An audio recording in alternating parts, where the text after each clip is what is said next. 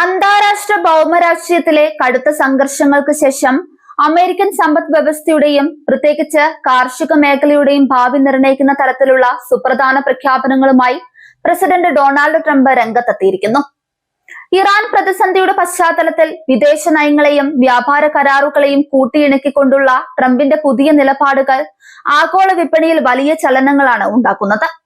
American ഉൽപ്പന്നങ്ങൾ ലോകമെമ്പാടും വ്യാപിപ്പിക്കുന്നതിനൊപ്പം തങ്ങളുടെ കടുത്ത ശത്രുരാജ്യങ്ങളായി പോലും പുതിയ വ്യാപാര സാധ്യതകൾ തേടാൻ വാഷിംഗ്ടൺ തയ്യാറാകുന്നു എന്ന സൂചനയാണ് ട്രംപിന്റെ വാക്കുകളിൽ നിന്നും വ്യക്തമാക്കുന്നത്.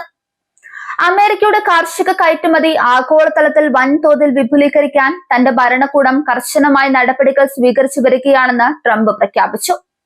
പരമ്പരാഗത വിപണികൾക്ക് പുറമെ പുതിയതും തന്ത്രപ്രധാനവുമായ വിപണികൾ കണ്ടെത്തുകയാണ് തങ്ങളുടെ ലക്ഷ്യം.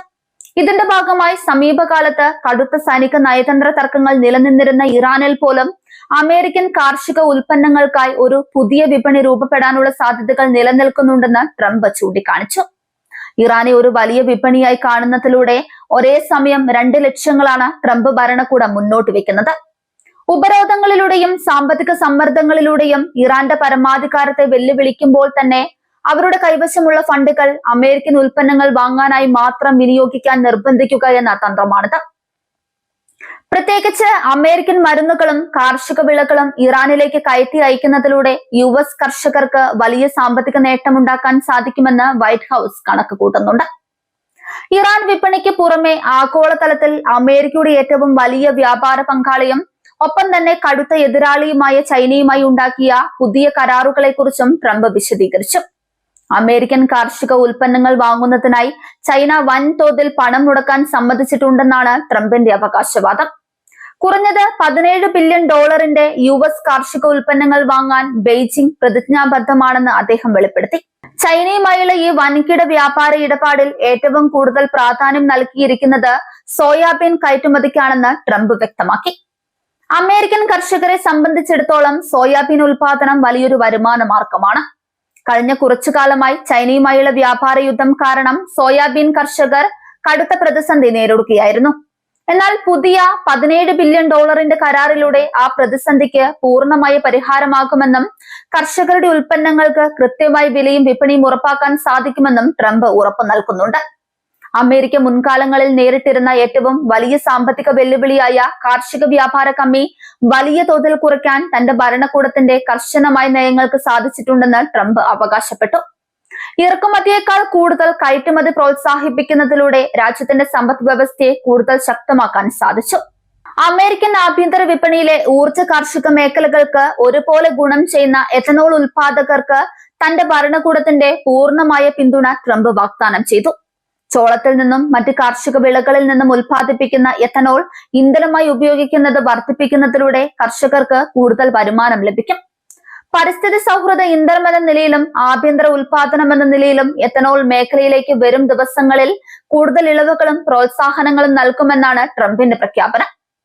അന്താരാഷ്ട്ര തലത്തിലെ വ്യാപാര യുദ്ധങ്ങളും ആഗോള പ്രതിസന്ധികളും കാരണം ഏതെങ്കിലും തരത്തിലുള്ള നഷ്ടം സഹിക്കേണ്ടി വരുന്ന അമേരിക്കൻ കർഷകർക്കായി കോടിക്കണക്കിന് ഡോളറിന്റെ സാമ്പത്തിക സഹായ പാക്കേജുകൾ തന്റെ ഭരണകൂടം നീക്കിവെച്ചിട്ടുണ്ടെന്ന് ട്രംപ് വ്യക്തമാക്കി.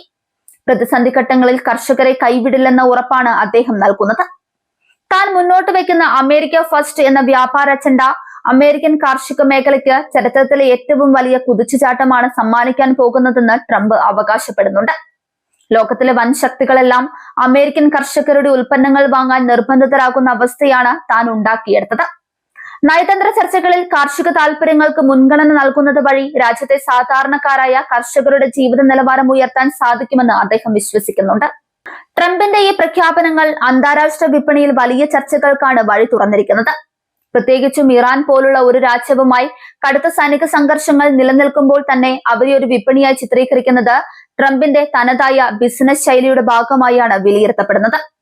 മറുഭാഗത്ത് ചൈനയുമായുള്ള $17 ബില്യൺ കരാർ എത്രത്തോളം പ്രായോഗികമായി നടപ്പിലാക്കുമെന്നതിനെ കുറിച്ച് സാമ്പത്തിക വിദഗ്ധർക്കിടയിൽ ചില സംശയങ്ങൾ നിലനിൽക്കുന്നുണ്ട്. മുൻകാലങ്ങളിലും ചൈന ഇത്തരം വാഗ്ദാനങ്ങൾ നൽകിയിട്ടുണ്ടെങ്കിലും പലപ്പോഴും അത് പൂർണ്ണമായ തോതിൽ പാലിക്കപ്പെട്ടിരുന്നില്ല. ട്രംപിന്റെ ഈ തന്ത്രപരമായ നീക്കങ്ങൾ വരാനിരിക്കുന്ന തെരഞ്ഞെടുപ്പുകളെ ലക്ഷ്യം വെച്ചിട്ടുള്ളതാണെന്ന വിമർശനവും ശക്തമാണ്. അമേരിക്കയിലെ കർഷക വോട്ടർമാർ പരമ്പരാഗതമായി ട്രംപിന്റെ വലിയൊരു പിന്തുണക്കാരാണ്. അതുകൊണ്ട് തന്നെ ചൈനയിൽ നിന്നുള്ള വലിയ ഓർഡറുകളും ഇറാന്റെ പുതിയ വിപണി സാധ്യതകളും കോടിക്കണക്കിന് ഡോളറിന്റെ സാമ്പത്തിക സഹായങ്ങളും പ്രഖ്യാപിക്കുന്നതിലൂടെ കർഷകരുടെ വോട്ട് ബാങ്ക് സുരക്ഷിതമാക്കാനാണ് ട്രംപ് ശ്രമിക്കുന്നത്. ലഭ്യമായ വിവരങ്ങൾ പ്രകാരം അമേരിക്കൻ ഉൽപ്പന്നങ്ങൾ വാങ്ങാൻ ഇറാൻ പൂർണ്ണമായി തയ്യാറാകുമോ എന്നത് ഇനിയും വ്യക്തമല്ല. തങ്ങളുടെ മരവിപ്പിച്ച പണം തിരികെ കിട്ടാൻ അമേരിക്കയുടെ മുൻപിൽ കീഴടങ്ങാൻ തയ്യാറല്ലെന്ന നിലപാടിലാണ് ഇറാന്റെ പല ഉന്നത നേതാക്കളും. എങ്കിലും സാമ്പത്തിക പ്രതിസന്ധി നേരിടുന്ന ഇറാന് തങ്ങളുടെ ജനങ്ങൾക്ക് ആവശ്യമായ മരുന്നുകളും ഭക്ഷണവും എത്തിക്കാൻ അമേരിക്കൻ ഉൽപ്പന്നങ്ങൾ വാങ്ങേണ്ടി വന്നേക്കാമെന്ന യാഥാർത്ഥ്യവും നിലനിൽക്കുന്നുണ്ട്.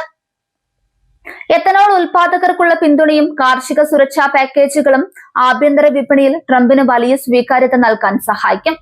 അമേരിക്കൻ കൃഷി മേഖലയെ ഒരു ആഗോള ബ്രാൻഡായി മാറ്റിയെടുക്കാനാണ് തന്റെ വ്യാപാര അജണ്ടയിലൂടെ ട്രംപ് ശ്രമിക്കുന്നത്. ഇറാൻ സംഘർഷത്തിന് ശേഷമുള്ള ട്രംപിന്റെ ഈ വാക്കുകൾ അമേരിക്കൻ വിദേശ നയത്തിന്റെ പുതിയൊരു മുഖമാണ് കാണിച്ചു തരുന്നത്. സൈനിക ശക്തികൾക്കൊപ്പം തന്നെ സാമ്പത്തിക ശക്തിയും ആയുധമാക്കി മാറ്റുന്ന ട്രംപിന്റെ നയങ്ങൾ വരും ദിവസങ്ങളിൽ ആഗോള വ്യാപാര സമവാക്യങ്ങളെ എങ്ങനെ മാറ്റിമറിക്കുമെന്നത് ലോകം ഉറ്റുനോക്കുകയാണ്. ചൈനയുടെ വലിയ വാഗ്ദാനങ്ങളും ഇറാന്റെ വിപണി സാധ്യതകളും യാഥാർത്ഥ്യമായാൽ അത് അമേരിക്കൻ കാർഷിക ചരിത്രത്തിലെ ഒരു വലിയ നാഴികക്കല്ലായി മാറുമെന്ന് ഉറപ്പാണ്.